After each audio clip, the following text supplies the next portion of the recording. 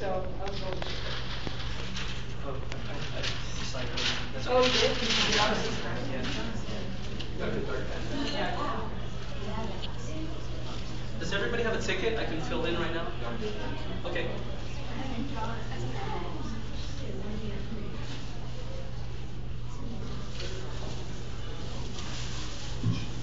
So exaggeration is up to you. If you're doing a very classical style, it gets more difficult. Where you feel like you want to do like a lot of structure in your face, it'll get more difficult. But you have to decide which points you're willing to bend in your drawings. So here's a girl, kind of, right? And her expression is pretty basic, just like, whatever, right? You start moving things around, like and the biggest part to me are the eyes and the eyebrows. Like to me, those express the most. Check it out. For example, kind of frustrated, right? But now she's kind of worried. Just by moving your eyebrow in opposite directions. So what it comes down to is you just have to know how to take each piece, like each component of the face, and then move it around, right?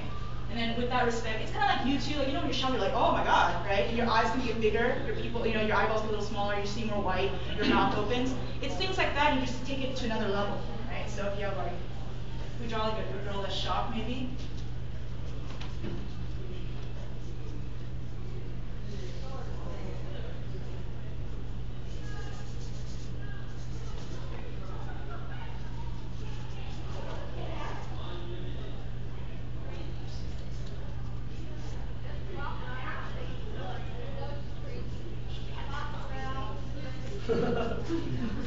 So for me, I would read this as shocked, but still in the moment. And I would compare that to being shocked and totally out of it. And for me, that difference would be just as simple as having the eyebrows go up. Like this would be out of it.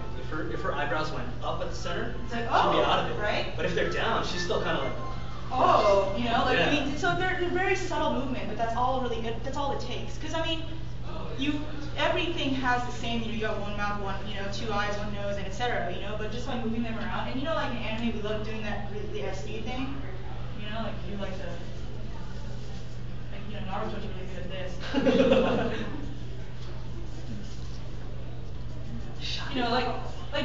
These are all the same. They really are. It's basically is the same thing. Where you have like a.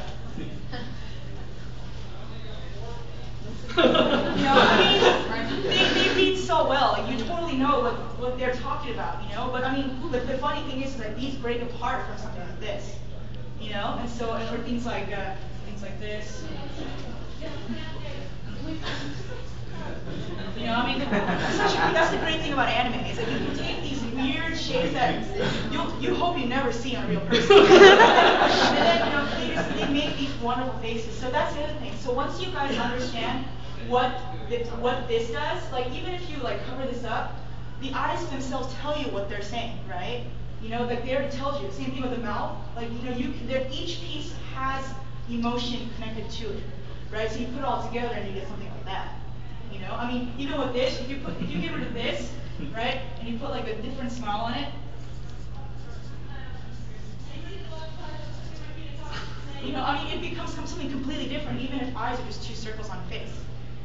So go ahead and experiment. Like once you get into this, experiment with different shapes, different things that you can do. And that's it. There you go. So now it's like, ultimately they're all the pieces are the same. You just have to know how to